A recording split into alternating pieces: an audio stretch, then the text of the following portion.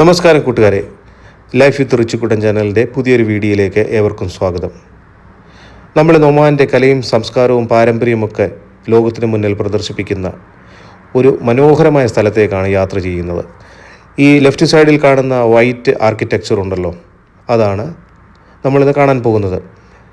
അതെ, നമ്മൾ കാണാൻ പോകുന്നത് റോയൽ ഒപ്പേറ ഹൗസ് മസ്കറ്റ്. നമ്മളവിടേക്കാണ് ഇപ്പോൾ നിങ്ങളെ കൂട്ടിക്കൊണ്ടു പോകുന്നത്. നമ്മൾ ഏകദേശം അവിടെ എത്താറായിട്ടുണ്ട്. ഏതാനും നിമിഷങ്ങൾക്കുള്ളിൽ അവിടെ ആ സ്ഥലത്ത് നമ്മൾ എത്തിച്ചേരുന്നതായിരിക്കും. ഈ സ്ഥലത്തിൻ്റെ പേര് കുറം ഷാത്തി എന്നാണ്. അവിടെയാണ് റോയൽ ഒപ്പേറ ഹൗസ് സ്ഥിതി ചെയ്യുന്നത്. നമ്മൾ ഈ കാണുന്ന ടേൺ തിരിഞ്ഞു കഴിഞ്ഞാൽ നമ്മൾ അകത്തേക്ക് പ്രവേശിക്കുകയായി. നമുക്ക് ആ സ്ഥലത്തിൻ്റെ കോമ്പൗണ്ടിലേക്ക് വരാം. അതെ, ഈ കാണുന്നതാണ് റോയൽ ഒപ്പേറ ഹൗസ്. നമുക്ക് ആദ്യം നമ്മുടെ വണ്ടി ഒന്ന് സുരക്ഷിതമായി പാർക്ക് ചെയ്യണം. അതാണ് ആദ്യത്തെ ദൗത്യം. അതിനുശേഷം നമുക്ക് ഈ മനോഹരമായ ബിൽഡിങ്ങിൻ്റെ ആർക്കിടെക്ചറും അതിൻ്റെ ഹിസ്റ്ററിയുമൊക്കെ പഠിക്കാം. കണ്ടില്ലേ, അതിമനോഹരമായ ഒരു ഫ്രെയിം അല്ലേ? വെള്ളക്കൊട്ടാരവും അതിന് ചുറ്റുമുള്ള പച്ച പരവതാനി വിരിച്ച കണക്കെയുള്ള പുൽത്തകിടികളും മരങ്ങളുമൊക്കെ ആയിട്ട് നയനാനന്ദകരമായിട്ടുള്ള ഒരു ദൃശ്യവിരുന്ന് തന്നെ നമുക്ക് ഒരുക്കിയിട്ടുണ്ട് ഇവിടെ.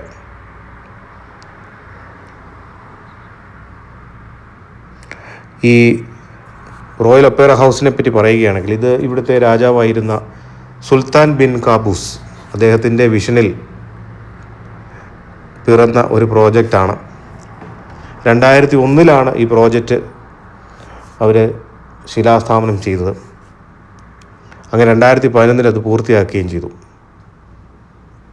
പ്രശസ്തമായിട്ടുള്ള ഒരു അമേരിക്കൻ കമ്പനിയാണ് ഇതിൻ്റെ ഡിസൈനൊക്കെ ചെയ്തത്. ആ കമ്പനിയുടെ പേരാണ് Wimberly Allison Tong and Goo, WATG.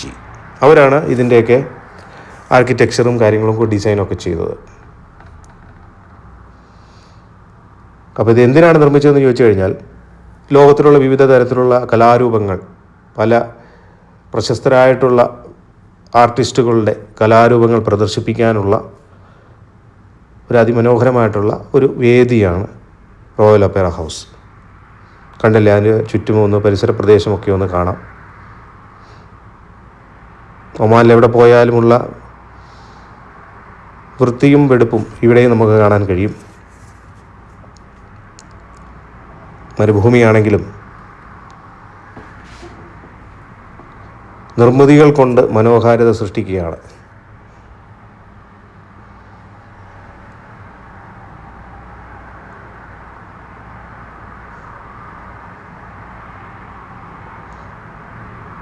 ഇത് തീർത്തും ഇസ്ലാമിക ആർക്കിടെക്ചറിൻ്റെ ഒരു മനോഹരമായിട്ടുള്ള എക്സിബിഷനാണ്.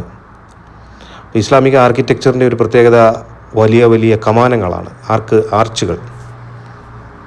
അപ്പോൾ ആർച്ചുകളും ശക്തമായ പില്ലറുകളും ഒക്കെ കണ്ടില്ലേ, മനോഹരമായ ലോൺ എൻ്റെ ഫ്രണ്ടിലുണ്ട്. ഇവിടെ നിന്നിങ്ങനെ ഫോട്ടോസൊക്കെ എടുക്കാൻ നല്ലതായിരിക്കും.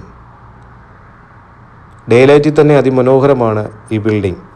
പക്ഷേ നൈറ്റിൽ വന്നു കഴിഞ്ഞാൽ അതിലും മനോഹരമായിരിക്കും. കാരണം വ്യത്യസ്തമായിട്ടുള്ള ലൈറ്റുകൾ കൊണ്ട് ഇത് അലങ്കൃതമായിരിക്കും. ഇതുവഴി പാസ് ചെയ്ത് പോകുമ്പോൾ നമുക്ക് മിക്കവാറും അത് കാണാൻ കഴിയും. ലൈറ്റുകളിൽ മുങ്ങി കുളിച്ച് കിടക്കുന്ന ഒപ്പേറ ഹൗസ്, അതൊരു തീർച്ചയായിട്ടും നല്ല മനോഹരമായൊരു ദൃശ്യമാണ്. കണ്ടില്ലേ, ഈ കമാനങ്ങളാണ് ഇതിൻ്റെ ഒരു സൗന്ദര്യം കൂട്ടുന്നത്. മുറ്റത്തെല്ലാം ഗ്രാനൈറ്റ് ഫ്ലോറിംഗ് ആണ്. അപ്പോൾ ഈ മനോഹരമായ സൃഷ്ടിയുടെ ഇൻറ്റീരിയറും എക്സ്റ്റീരിയറും ഒക്കെ ഒന്ന് കാണുക എന്നുള്ളത് മസ്കറ്റിൽ വരുന്ന ഏതൊരാൾക്കും ആകാംക്ഷ ജനിപ്പിക്കുന്ന ഒന്നാണ്. അതേ ആകാംക്ഷയാണ് നമ്മളിവിടെ എത്തിച്ചത്. നമ്മളിവിടെ എത്തിയത് മാത്രമല്ല, അത് നിങ്ങൾക്ക് കാണിച്ചു തരിക എന്നുള്ളതും കൂടെ നമ്മുടെ സന്തോഷത്തിൻ്റെ ഭാഗമാണ്.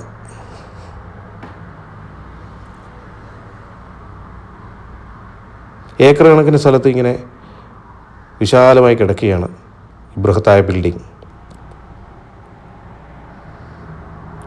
ഇതിൻ്റെ ആർക്കിടെക്ചർ ശൈലിയെപ്പറ്റി പറഞ്ഞാൽ ഇത് ഓവർ ഡെക്കറേറ്റീവ് അല്ല, അനാവശ്യമായ ഡീറ്റെയിലിങ്ങുകളില്ല. എന്നാൽ വളരെ മനോഹരമായിട്ടുള്ള എലഗൻ്റായിട്ടുള്ള ഒരു രീതിയാണ്, ഒരു ആർക്കിടെക്ചറൽ സ്റ്റൈലാണ് ഇവർ അവലംബിച്ചിരിക്കുന്നത്.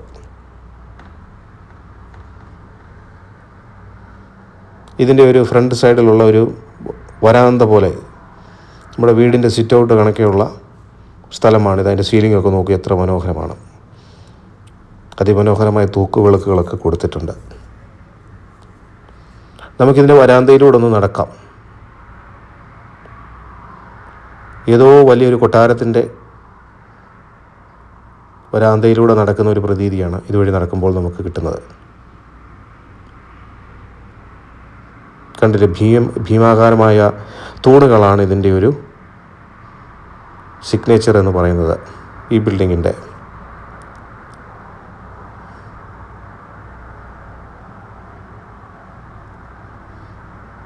ബിൽഡിംഗ് കാണുമ്പോൾ ഒരുപാട് പൗരാണികമായൊരു ബിൽഡിംഗാണെന്ന് തോന്നുമെങ്കിലും ഞാൻ പറഞ്ഞല്ലോ, ഇത് 2011 കമ്മീഷൻ ചെയ്ത ഒരു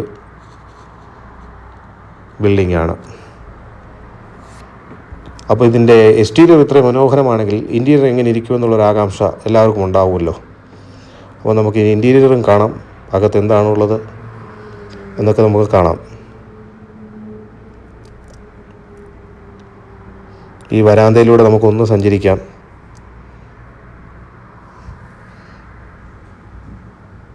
കാഴ്ചകൾ നമുക്ക് ഒരുമിച്ച് ആസ്വദിക്കാം. ഇടയ്ക്ക് വിശ്രമിക്കാനായി ബെഞ്ചുകളൊക്കെ കൊടുത്തിട്ടുണ്ട്. അവിടേക്ക് ഇങ്ങനെ കാറ്റും കൊണ്ടിരിക്കാൻ നല്ല സുഖമാണ്.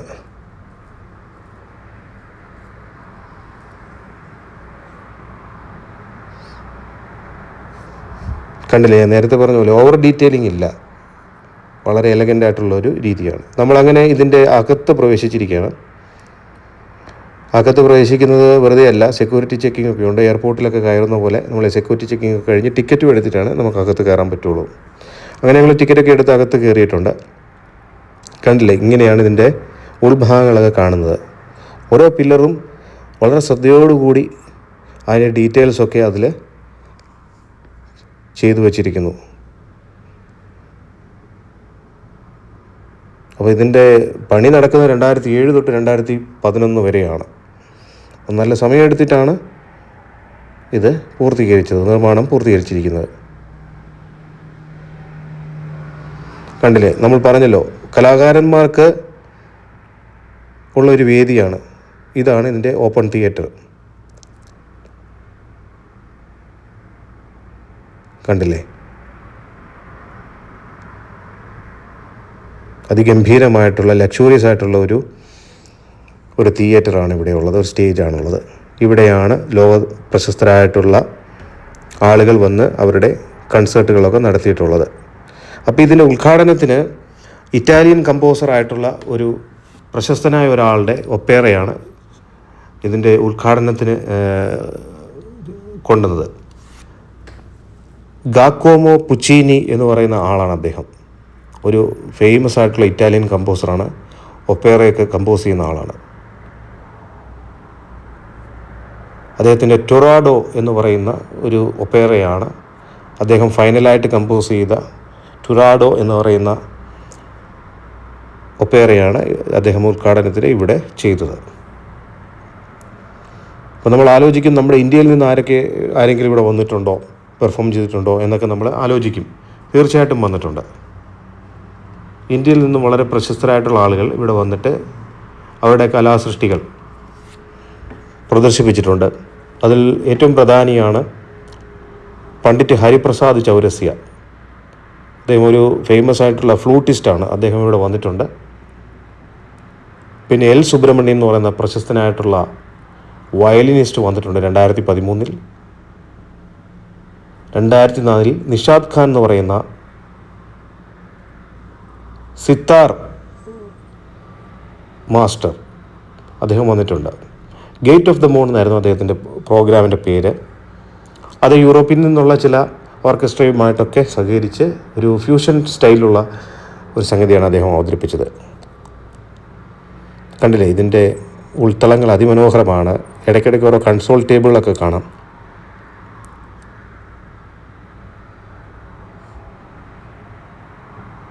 സീലിംഗ് ഒക്കെ നോക്കി എന്ത് ഗംഭീരമായിട്ടാണ് ചെയ്തിരിക്കുന്നത് അല്ലേ. ആ ഡീറ്റെയിലിങ്ങിന് കൊടുക്കണം കാശ്. അതിമനോഹരം.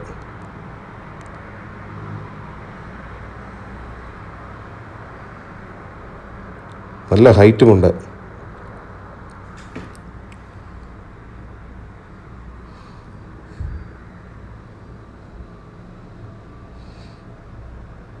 റിച്ചുകുട്ടൻ വളരെ അതിശയത്തോടുകൂടി എല്ലാം നോക്കുകയാണ്.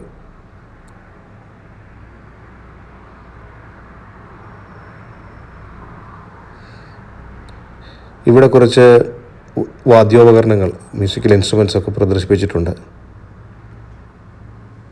ഇതൊക്കെ പല ഓർക്കസ്ട്ര, വിദേശികളൊക്കെ ഫോറിനേഴ്സൊക്കെ വരുമ്പോൾ അവർ സമ്മാനമായി കൊടുക്കുന്നതാണെന്ന് തോന്നുന്നു. അതിവിടെ പ്രദർശിപ്പിച്ചിട്ടുണ്ട്.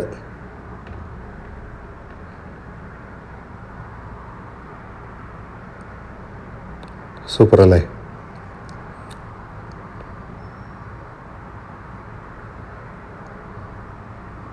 നന്നായിട്ടുണ്ട്.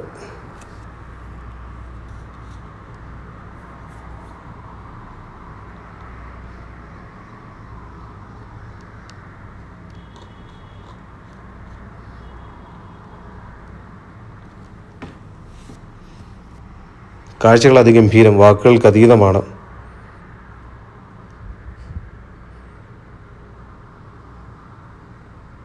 അങ്ങനെ പലതരത്തിലുള്ള വാദ്യോപകരണങ്ങൾ പ്രദർശിപ്പിക്കുന്നത് നമ്മൾ കണ്ടു കഴിഞ്ഞു.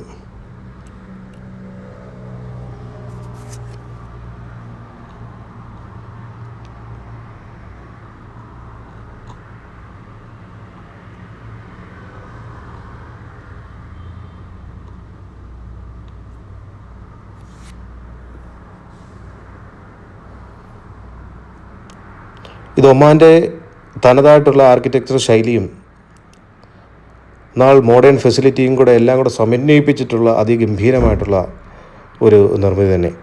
നമുക്ക് ആ തിയേറ്റർ ഒന്നും കൂടെ കാണാമെന്ന് വിചാരിച്ചു. കണ്ടില്ലേ, ഇവിടുന്ന് ഒരു ലൈവ് കൺസേർട്ട് നമ്മളൊന്ന് ജസ്റ്റ് ഇമാജിൻ ചെയ്ത് നോക്കുക. നമുക്ക് എത്ര മനോഹരമായിരിക്കും. അതിൻ്റെ സൗണ്ട് സിസ്റ്റമൊക്കെ ഒരു വേറെ ലെവലായിരിക്കും. കണ്ടില്ലേ, പല ലെവലുകളിൽ ഇരുന്ന ആളുകൾക്ക് കാണാൻ കഴിയും. സൈഡിൽ കണ്ടില്ലേ ബാൽക്കണി പോലെ, കണ്ടില്ലേ സൈഡിൽ ബാൽക്കണി പോലെ ഉണ്ട്. എൻ്റെ തിയേറ്റർ എക്സ്പീരിയൻസ് വണ്ടർഫുൾ ആയിരിക്കും. ഇവിടെ ഒപ്പേറകൾ, അതായത് പിന്നെ പലതരത്തിലുള്ള നാടകങ്ങൾ, ബാലെ, അങ്ങനെ പലതരത്തിലുള്ള കലാരൂപങ്ങൾ ഇവിടെ ചെയ്യാറുണ്ട്.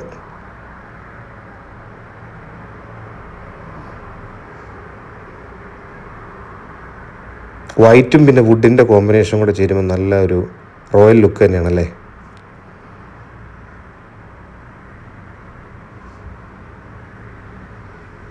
കാഴ്ചകളെല്ലാം കൗതുകകരവും ഗംഭീരവും തന്നെ.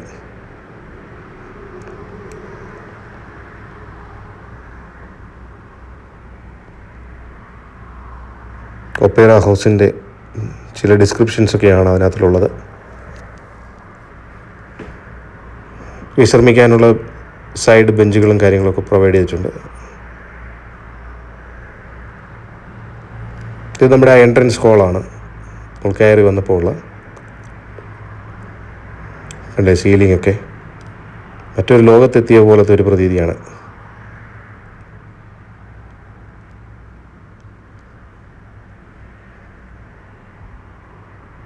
ഇത് സന്ദർശിക്കാൻ വരണമെങ്കിൽ നമുക്ക് 5 മണി വരെ സമയമുണ്ടാകും എല്ലാ ദിവസങ്ങളിലും. ഫ്രൈഡേ സാറ്റർഡേ ഉണ്ടാവില്ല, അങ്ങനൊരു പ്രശ്നമുണ്ട്. അങ്ങനെ നമുക്ക് അതിനകമൊക്കെ കണ്ടു. ഇനി പുറത്ത് മറ്റ് സ്ഥലങ്ങളൊക്കെ എന്താണെന്ന് നോക്കാം, ഇതിന് ചുറ്റും എന്തൊക്കെയുണ്ടെന്ന് നോക്കാം. അങ്ങനെ വരാന്തയിലൂടെ നടക്കുകയാണ്.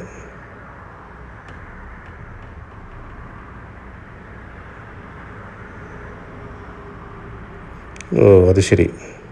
അപ്പോൾ മറ്റു സ്ഥലങ്ങളിലൊക്കെ കുറേ ലക്ഷറീസ് ആയിട്ടുള്ള ഷോപ്പുകളാണ്, വാച്ചിൻ്റെ ഷോപ്പും കാര്യങ്ങളൊക്കെയാണ്.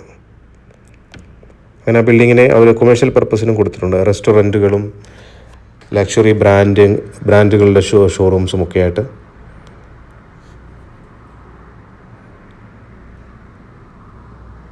അതിൻ്റെ മെയിൻ്റനൻസിനും കാര്യങ്ങൾക്കുമുള്ള പൈസ ജനറേറ്റ് ചെയ്യാൻ വേണ്ടിയിട്ടുള്ള ഒരു മനോഹരമായ ഒരു മോഡൽ തന്നെ.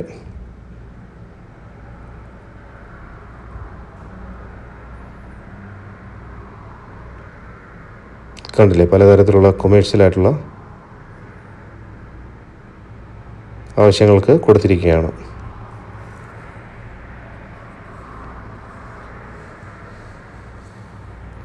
കൂടുതലും ലക്ഷറി ഐറ്റംസാണ്. പെർഫ്യൂംസ്, വാച്ചസ്, ജ്വല്ലറി, അങ്ങനെയൊക്കെയുള്ള സംഗതികളാണ് ഇവിടെ ഉള്ളത്.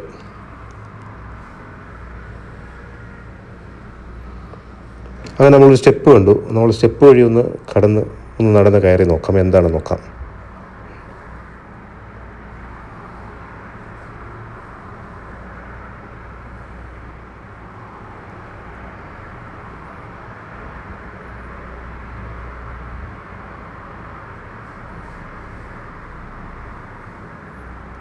എന്തെങ്കിലും കൗതുകങ്ങൾ ബാക്കിയുണ്ടോ എന്ന് നമുക്കൊന്ന് ജസ്റ്റ് ചെക്ക് ചെയ്യാം.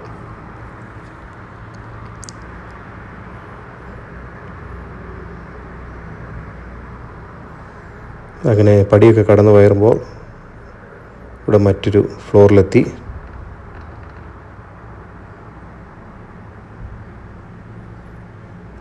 അവിടെ നിന്ന് ഇങ്ങനെ നടക്കുകയാണ് നമ്മൾ. ഇത് നല്ല മനോഹരമായിട്ടുണ്ട്. ഒരു ബ്രിഡ്ജാണ്.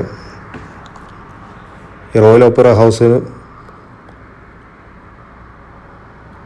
ഇവിടെ റോഡുണ്ട്, ഇതിന് പുറകിൽ കൂടെ റോഡുണ്ട്. അതിന് കുറുകെയുള്ള ഒരു പാലമാണിത്. നല്ല കാഴ്ച.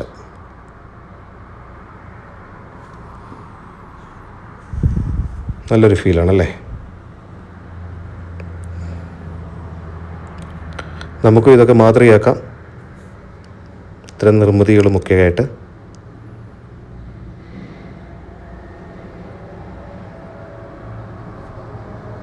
നമ്മുടെ നാടിനും ഉണർവുണ്ടാകുന്ന ഇത്തരം നിർമ്മിതികൾ ആവശ്യമാണ്. അതൊക്കെ ചെയ്യാൻ കഴിയട്ടെ എന്ന് വിശ്വസിക്കുന്നു.